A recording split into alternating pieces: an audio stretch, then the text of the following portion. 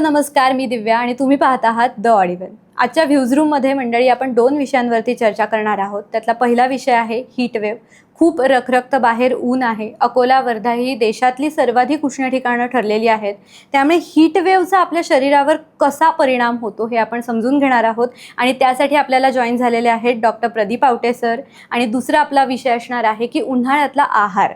उन्हाळ्यात शरीराला थंड ठेवण्यासाठी तुम्ही कोणते पदार्थ खाल्ले पाहिजे, काय टाळलं पाहिजे याबद्दल आपण जाणून घेणार आहोत आणि त्यासाठी आपल्याला जॉईन झालेले आहेत डॉक्टर अविनाश भोंडवे सर. सगळ्यात पहिल्यांदा समजून घेऊया डॉक्टर प्रदीप आवटे सरांकडनं की हीट वेव्ह किंवा उष्णतेची लाट येते म्हणजे नेमकं काय होतं. खरं म्हणजे उन्हाळा जो आहे तो आपण पाहतो आहोत की मागील सलग 7-8 वर्ष मागच्या वर्षापेक्षा अधिक तीव्र उन्हाळा आपण अनुभवतो आहोत. क्लायमेट चेंज आणि ग्लोबल वॉर्मिंग ही जी कारणं आहेत त्याच्या पाठीमागे ती आहेतच. आणि महत्त्वाची गोष्ट काय आहे की ऊन जेव्हा वाढतं, उष्णता जेव्हा वाढते तेव्हा आपलं जे शारीरिक तापमान आहे ते आपल्याला 36.5 ते 37.5 याच एका रेंजमध्ये ठेवायची शरीराची धडपड चाललेली असते. पण जेव्हा अवतीभोवतीचं तापमान त्याहून वाढू लागतं तेव्हा शरीराच्या त्या एका क्षमतेला, त्या प्रयत्नांना कधी कधी खीळ बसू लागते. तापमान जेव्हा वाढतं किंवा उष्णता वाढीचा आपल्या शरीरावर कशा पद्धतीने परिणाम होतो. म्हणजे मी नेहमी असं म्हणतो की मानवी शरीर ही एक चालती बोलती प्रयोगशाळा आहे. कारण की आपल्या शरीरामध्ये चयापचय क्रिया, ज्याला आपण इंग्रजी म्हणतो मेटाबॉलिझम, हे सगळं जे होतं ते प्रत्येक गोष्ट ही रासायनिक अभिक्रिया आहे. आणि आपल्याला कल्पना आहे की प्रत्येक केमिकल रिॲक्शन करता एक ऑप्टिमम टेम्परेचर असतं की त्या तापमानामध्येच ती अभिक्रिया व्यवस्थित होऊ शकते. अन्यथा ती अभिक्रिया जी आहे ती बिघडते, तिची दिशा भरकटते आणि त्यातून काही वेगळेच पदार्थ तयार होऊ लागतात. तर आपल्याकडं तेच नेमकं होतं आणि म्हणून आपल्याला आपल्या शरीरामध्ये ते बदल दिसतात.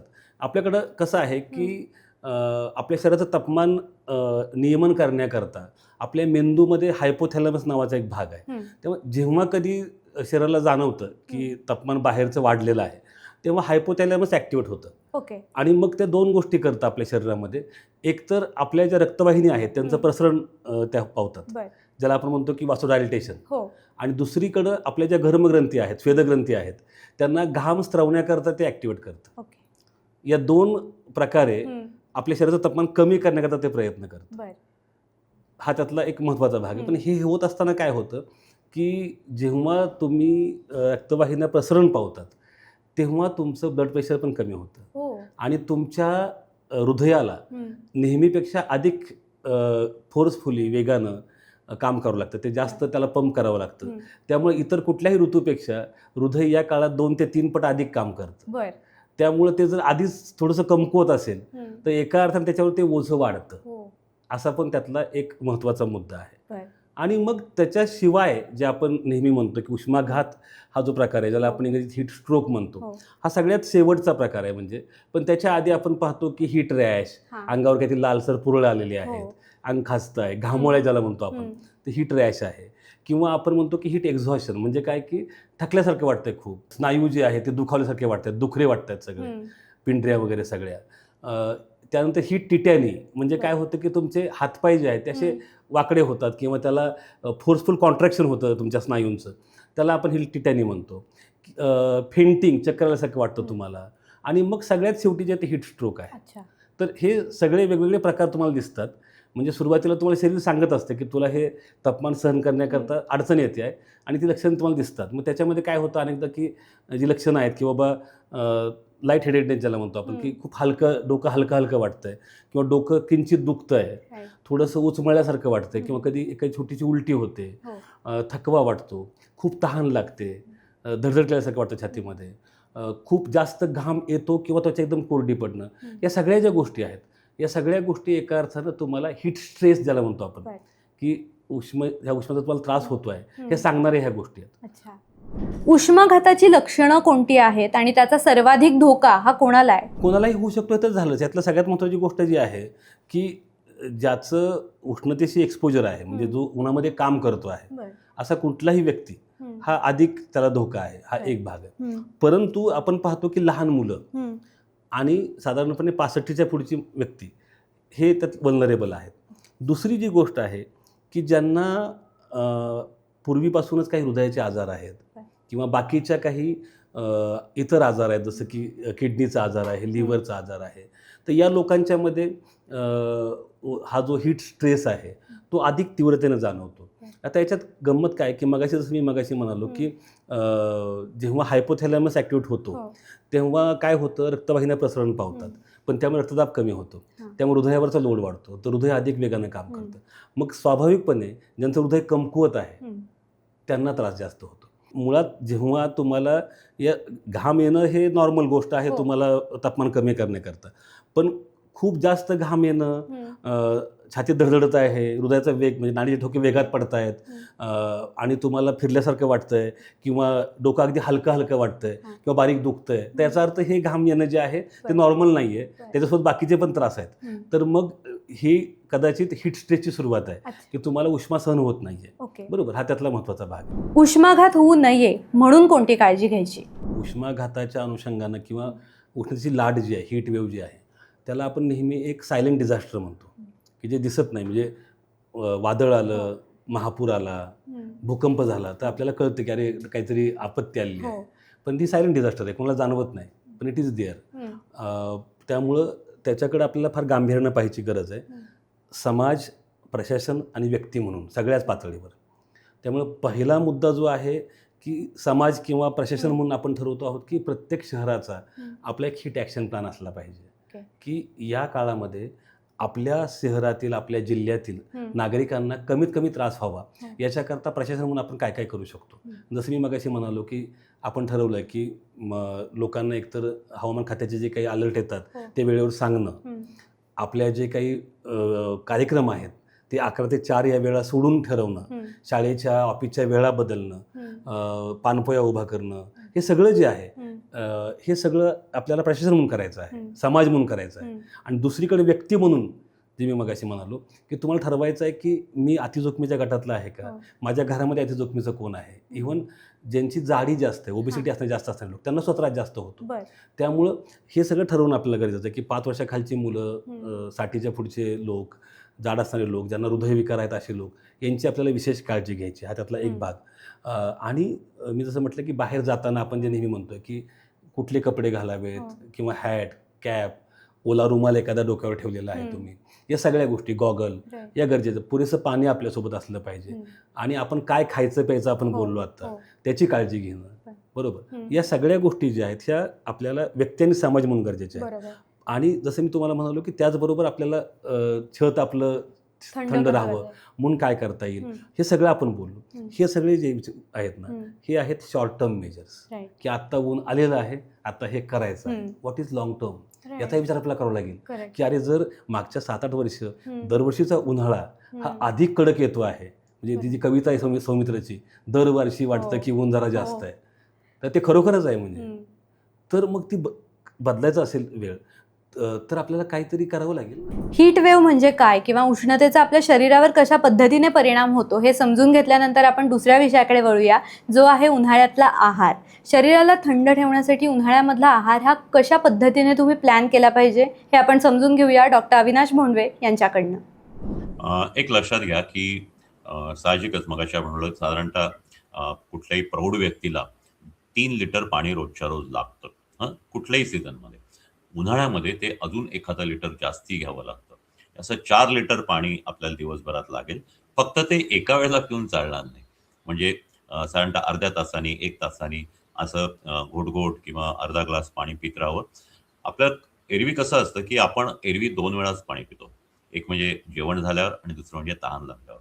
इथं तहान नसतानाही तहान लागायची वाट बघू नका, पाणी पित राहा. हे सर्वात महत्त्वाचं.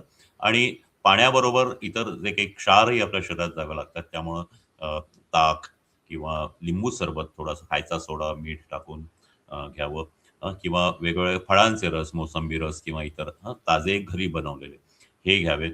शहाळी किंवा इतर अशा गोष्टीही निश्चित उपयोगी पडतात. आणि आपल्या आहारामध्ये हा पचायला हलका आहार घ्यायला पाहिजे. यामध्ये विशेषतः पालेभाज्या किंवा जे काही ज्याला आपण सलाड म्हणतो, फळं, पालेभाज्या यांचं प्रमाण जास्ती पाहिजे. पालेभाज्यामधूनही आपल्याला पाणी आणि क्षार मोठ्या प्रमाणात मिळतात, त्यामुळं त्याही गोष्टी जास्ती असाव्यात. आणि शक्यतो जे डाळीचे पदार्थ किंवा प्रोटीन जास्ती असलेले पदार्थ म्हणजे मांसाहार शक्यतो टाळावा. या उन्हाळ्याच्या दिवसामध्ये त्याच्यामध्ये ज्यावेळेला मांसाहार केला जातो ते पाणी जास्ती खेचतं आतड्यामध्ये. त्यामुळं आपल्या शरीरातलं पाणी कमी होऊ शकतं. त्याच्यामुळं पचायला हलका आणि असा पालेभाजी किंवा भाजीयुक्त पोळी भाजी आपण अशा प्रकारचा साधा आहार घ्यावा. उन्हाळ्यामध्ये एसी किंवा कूलर्स वापरण्याचं प्रमाण हे खूप जास्त असतं. एसीचं तापमान हे अतिशय कमी असतं आणि तुम्ही बाहेर आलात तर उन्हामुळे तापमान हे अतिशय जास्त वाढलेलं असतं.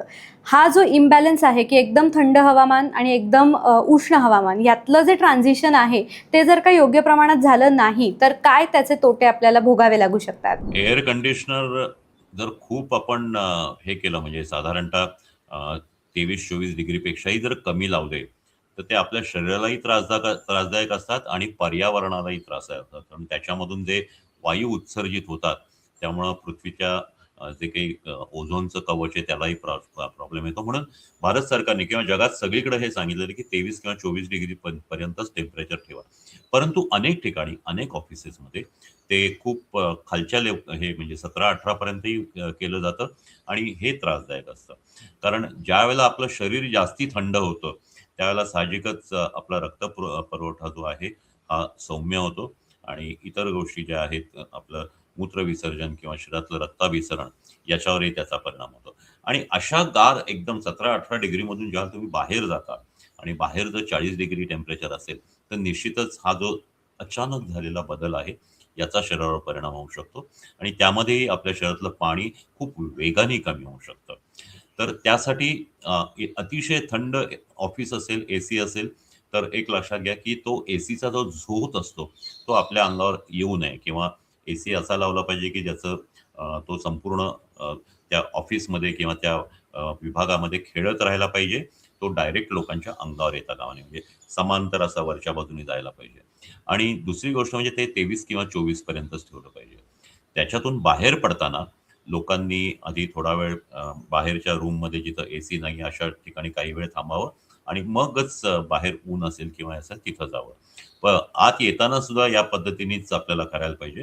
कारण उन्हामधून, खूप कडक उन्हामधून आपण अचानक थंड ह्याच्यामध्ये एसीमध्ये जर अचानक गेलात, तरीही त्याचा त्रास होतो. विशेषतः याच्यामध्ये नाकातले किंवा आपल्या श्वसन संस्थेतले जे इतर घटक असतात, त्यामुळं एक प्रकारची रिॲक्शन होऊन आपल्याला ज्याला लोक कफ म्हणतात किंवा जो म्युकस असतो तो जास्ती तयार होतो. नाक गळू शकतं. तर ह्या गोष्टी ज्या आहेत, या अतिथंड गोष्टीमुळे होतात. तर या पद्धतीची काळजी आपण निश्चितच घ्यायला पाहिजे, की अचानक गार ह्याच्यातून गरम ह्याच्यातही जाऊ नका किंवा गरम ह्याच्यातून अचानक गार ह्याच्यातही जाऊ नका. यामध्ये एक छोटी गोष्ट मी ॲड करतो, की अनेकांना अशी सवय असते, की उन्हामधून आलं, हे आता एसीचं जसं म्हणलात, तसं उन्हामधून आलं की लगेच पाणी प्यायचं आणि त्यातही गेली 20-30 वर्ष फ्रीजमधलं पाणी पिणं ही एक मोठी फॅशन झालेली आहे.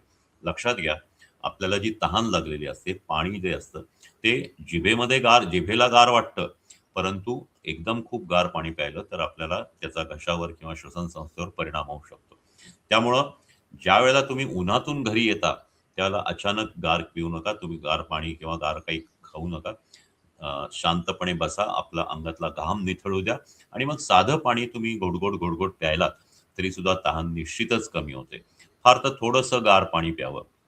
अति थंड म्हणजे 0 डिग्रीच्या जवळ असलेलं पाणी निश्चितच पिऊ नये.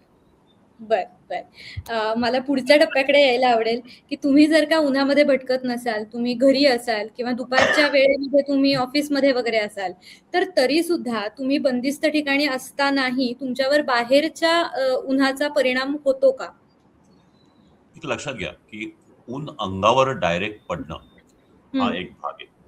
आपण हे बघतो, की वेधशाळेचं रोजच्या रोज जे तापमानाचं आकडे येतात, त्याप्रमाणे हो. 38 डिग्री, 39 डिग्री, 40 डिग्री ही जी तापमानाची रेंज असते, ही सर्वसाधारणपणे असते. म्हणजे तुम्ही घरात हम्म. असा किंवा प्रोटेक्टेड ठिकाणी असा. हम्म. पण ज्यावेळेला तुम्ही बाहेर पडता, त्यावेळेला अंगावर डायरेक्ट ऊन येतं, त्यावेळेला ते त्यापेक्षाही जास्ती वाढतं. म्हणजे तुम्ही पाहिलं तर समजा पुण्याचं तापमान आज 40 डिग्री आहे असं सांगितलं, तर रस्त्यावरचं तापमान त्याच्याहूनही जास्ती असतं. ते 40, 42, 45 हे असू शकतं. आणि म्हणजे शेतातलं तापमान 40-42 असेल, डांबरी रस्ता असेल तर अजूनही जास्त होईल. तर ही जी कारणं आहेत, त्यामुळं उन्हामध्ये गेल्यावर साहजिकच आपलं शरीराचं तापमान जास्ती वाढतं. आपण घरामध्ये असताना सुद्धा जे वातावरणाचं तापमान असतं ते आपल्याला आपल्या शरीराचं तापमान वाढवत असतं आणि म्हणूनच आपण पंखा लावणं किंवा गार वारं घेणं किंवा खिडक्या उघड्या ठेवून अशा प्रकारच्या गोष्टी आपण करत असतो किंवा एसी सुद्धा लावत असतो. सो एकंदरीतच हीट वेव्ह म्हणजे काय, उष्माघात होतो म्हणजे नेमकं काय होतं, तुमचं शरीर कशा पद्धतीने रिॲक्ट करत असतं, उन्हाळ्यामध्ये काय पदार्थ तुम्ही खाल्ले पाहिजेत, तुमचा आहार कसा असला पाहिजे, अशा सगळ्या गोष्टी आपण आजच्या व्हिडिओमधनं कव्हर करण्याचा प्रयत्न केला आहे. तुम्हालाही काही प्रश्न असतील तर कमेंट करून आम्हाला नक्की विचारा आणि पाहत राहा the Audi one for more such content.